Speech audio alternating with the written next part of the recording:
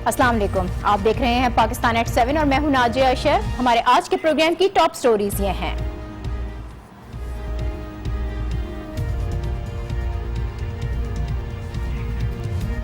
इश्तियाल अंगेजी या गैर एलानिया जंग,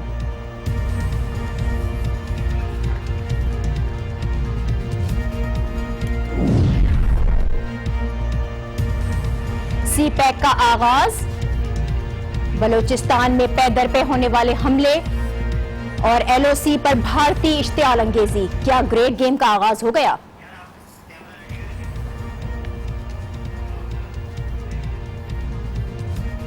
हमारी ये टॉप स्टोरीज, इस पर हम बात करेंगे एक ब्रेक के बाद। देखते रहिए पाकिस्तान एट 7।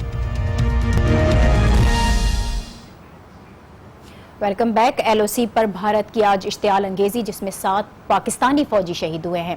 इस तमाम तर सूरत हाल पर हम बात करेंगे। हमें साबिक वज़ीर ख़ारजा खुर्शीद अहमद कसूरी साहब ने ज्वाइन किया है।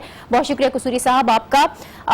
एक मरतबा फिर भारत की जानिब से इश्तियाल अंगेजी की गई है। भारत की जो हटदर्मी है वो वहीं पर है। 7 पाकिस्तानी फौजियों को शहीद कर दिया गया है। इस तमाम सूरत हाल में आप पाकिस्तानी हुकूमत का रद्द अमल किस तरह से देखते हैं? क्या काबिल इत्मीनान है ये रद्द अमल? ये पहली बात तो ये है कि एलओसी पे जो मामलात हैं वो फौज हैंडल कर रही है और वो मुनासिब तरीके से हैंडल कर रही है। मतलब है कि पाकिस्तान आर्मी की तरफ से आगाज नहीं हुआ। सर्जिकल स्ट्राइक का भी दावा उन्होंने किया है, हालांकि आईएसपीआर ले गया था बैनुल अक़वामी कॉरेस्पोंडेंट्स को, बड़े बड़े दुनिया के अखबारात को, उन्होंने रिपोर्ट भी किया है कि सर्जिकल स्ट्राइक नहीं हुई। लेकिन उससे भारत की जो जहन की निशानदेही है वो वाज़ेह हो जाती है। और उसके बाद उन्होंने हमले, जो एलओसी फायरिंग हुई है, गरीब उन पे भी किए हैं, जो किसान हैं, आम शहरी, उन पे हमले किए जा रहे हैं। उसके बाद ये दूसरी दफा आई है जी। जो हमारे जवान शहीद हुए हैं, लेकिन ये उनको बुनियादी तौर पर मैं समझता हूँ छोटे उनके मकासद, और वो है इलेक्शन यूपी के और यहाँ के पंजाब के। नंबर 2, वो शायद ये समझते हैं कि आजकल क्योंकि अमेरिका में ट्रांजिशन हो रही है पावर की एक एडमिनिस्ट्रेशन से दूसरी, तो वो शायद एक ऐसा मौका है कि ज्यादा बैनुल अक़वामी बरादरी की तरफ तवज्जो सिर्फ उस तरफ है, शायद इस तरफ कम जाएगी। लेकिन वो ये भूल रहे हैं कि अंधी नहीं है बैनुल अक़वामी बरादरी, कि भारत ने जो एफर्ट्स की हैं, कश्मीर में जो 4 महीने से तकरीबन कर्फ्यू लगा हुआ है, दुकानें बंद हैं, नौजवान शहीद हुए हैं, बहुत से नौजवानों की आंखें कसूरी साहब, हुआ है। आप जो बैनुल अक़वामी बिरादरी के रद्द-ए-अमल की अभी बात कर रहे थे, आपने कहा कि अंधी नहीं है, बैनुल अक़वामी बिरादरी देख रही है और बैनुल अक़वामी बिरादरी की तवज्जो के लिए ही ये सब कुछ किया जा रहा है। तो आज ख्वाजा आसिफ साहब का भी बयान आया है, उन्होंने खबरदार किया है कि आलमी बिरादरी मदाखलत करे इससे पहले कि जंग छिड़ जाए। देखा जाए तो ये एक बहुत ही सख्त किस्म का बयान है। क्या आप समझते हैं कि वाकई हालात जंग की तरफ जा रहे हैं? देखिए, दोनों एटमी ताकतें हैं और मेरा ख्याल है कि दोनों के जो लोग सेन लोग हैं, होशमंद लोग हैं, उनको इस बात का अंदाजा है कि अगर इसी तरह मामलात रहे तो हालात बढ़ सकते हैं। और 2 एटमी कुव्वतों के दरमियान ये बड़ी इर्रिस्पॉन्सिबल हरकत है भारत की, यानी गैर जिम्मेदाराना, कि एक न्यूक्लियर पावर को अगर आप इस तरह करेंगे तो आपका, अगर उनका ये ख्याल है कि जनाब नहीं कुछ ना कुछ हम, क्योंकि उनकी थियरी रही है ये अभी तक कि बावजूद एटमी पाकिस्तान के एटमी पावर है, हम कुछ ना कुछ कर सकते हैं जंगी, यानी फौजी कार्रवाई, जंगी फौजी कार्रवाई, तो वो गलत फहमी का शिकार हैं। ये उनको नहीं करना चाहिए, क्योंकि ये सब तमाम के हाथ से निकल जाएगा जी। और उसमें बहुत जबरदस्त नुकसान होगा भारत का। खैर, पाकिस्तान को भी उसका नुकसान तो होगा, लेकिन जिम्मेदारी भारत की है, क्योंकि भारत की तरफ से ये शेलिंग उस दिन से शुरू हुई है जिस दिन उन्होंने पहले दिन ये कहा कि हमने सर्जिकल स्ट्राइक की है। हालांकि आईएसपीआर अपने बंदे ले गई थी और फॉरेन कॉरेस्पोंडेंट्स को भी, जिन्होंने उसके कोई आसार नहीं देखे।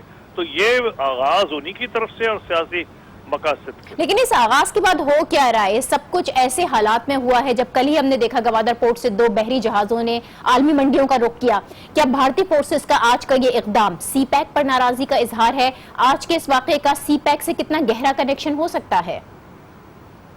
اس پہ تو ابھی آپ کو اس لیے نہیں کہہ سکتا کہ بلوچستان کے چیف منسٹر کا آج بیان آیا ہے، جب تک وہ کوئی بات نہ کریں. لیکن ایک بات بالکل کلیئر ہے جی. کہ بڑی دیر سے بلوچستان میں بین الاقوامی انٹرونشن ہے، اور میں نے تو اپنی کتاب میں بھی لکھا ہے کہ ہمارے دور میں بھی جب آئے تھے پریزیڈنٹ کرزئی اسلام آباد، تو ہم نے ان کو ایویڈنس دکھائی تھی. برآمدہ بختی کابل میں ہیں ان کے پاس، اور وہاں سے ان کو حفاظت سے دلی ایئرپورٹ پہ لگایا گیا جہاں ان کی ہمارے پاس تصویر تھی، اور بہت سے ان کو شواہد دکھائے گئے. اس میں تو کوئی دو رائے نہیں ہے کہ وہ انٹرونشن ہو رہی ہے، انٹرفیئرنس ہو رہی ہے، لیکن اس کی جو ڈیٹیلز ہیں ابھی تک گورنمنٹ نے نہیں کی. بلوچستان کے گورنمنٹ کیوں نہیں شیئر کر رہی؟ یہ سوال بار بار اٹھایا جاتا ہے. بہت شکریہ خورشید قصوری صاحب، ہمارے ساتھ حالات کا اظہار کر رہے تھے. ایل او سی پر 7 پاکستانی فوجیوں کی شہادت ایک بہت بڑا واقعہ ہے، بہت ہی افسوسناک واقعہ ہے، اور بلوچستان میں دہشت گردی کے جو پے در پہ واقعات ہو رہے ہیں اس پر حکومت کیا سوچ رہی ہے. اب ہم بات کریں گے آج نیوز کی بیورو چیف اسلام آباد شوکت پراچا صاحب نے ہمیں جوائن کیا ہے. بہت شکریہ پراچا صاحب. آپ نے سنا ہوگا خورشید قصوری صاحب ابھی اپنا پوائنٹ آف ویو اس پر دے رہے تھے. بھارتی جارحیت کے بعد اب حکومتی حلقوں میں کیا چل رہا ہے، کیا تجاویز سامنے آ رہی ہیں، اور کس طرح کے اقدامات اٹھائے جانے کا امکان ہے، یا پھر اس مرتبہ بھی بھارتی ہائی کمشنر کو احتجاجی مراسلہ دیا جائے گا اور بات ختم ہو جائے گی؟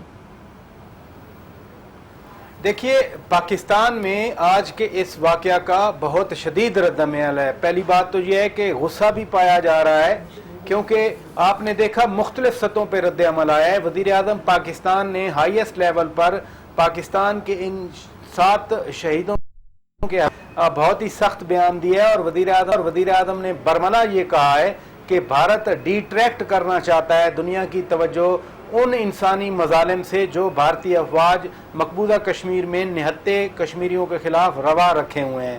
پھر آپ نے یہ بھی دیکھا کہ پاکستان کے chief of army staff general Raheel Sharif خود جہلم گئے، وہاں پر انہوں نے نماز جنازہ میں بھی شرکت کی ذاتی طور پر، اور وہاں پر ایک میٹنگ بھی ہوئی اور ساری صورتحال کا وہاں پر جائزہ لیا گیا.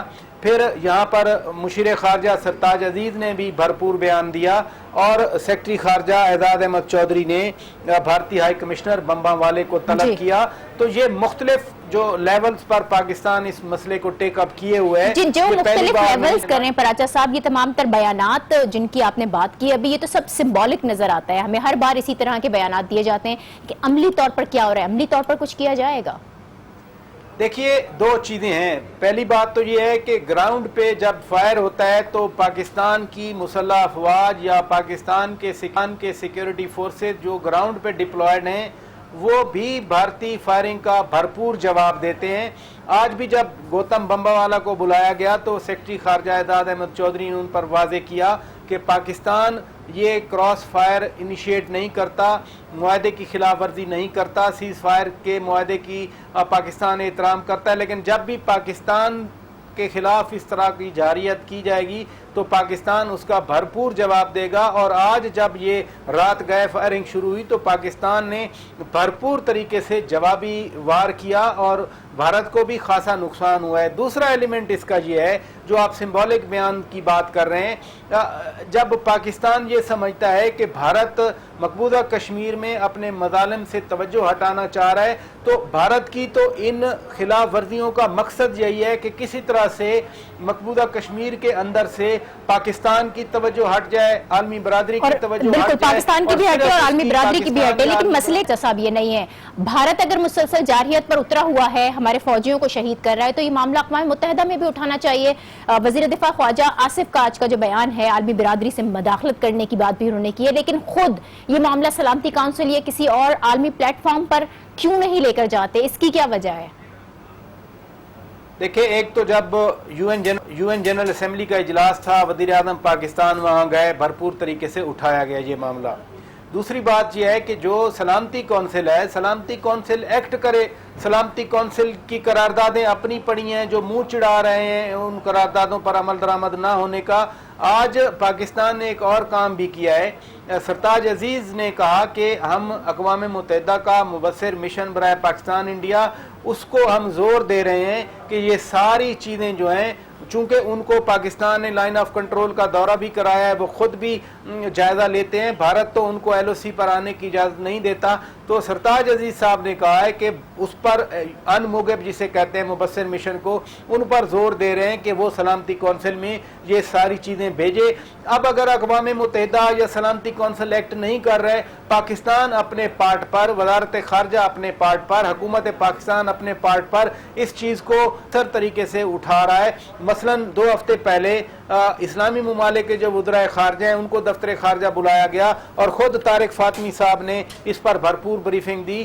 پھر P5 ممبر یہ سلامتی کونسل کے مستقل ارکان کے سفیروں کو دفتر خارجہ بلایا گیا، ان کو بریفنگ دی گئی۔ ان موگب کے ساتھ پاکستان 3 دن پہلے پروٹیسٹ کر چکا ہے کہ لائن آف کنٹرول اور ورکنگ باؤنڈری پر یہ فائرنگ ختم کروائی جائے۔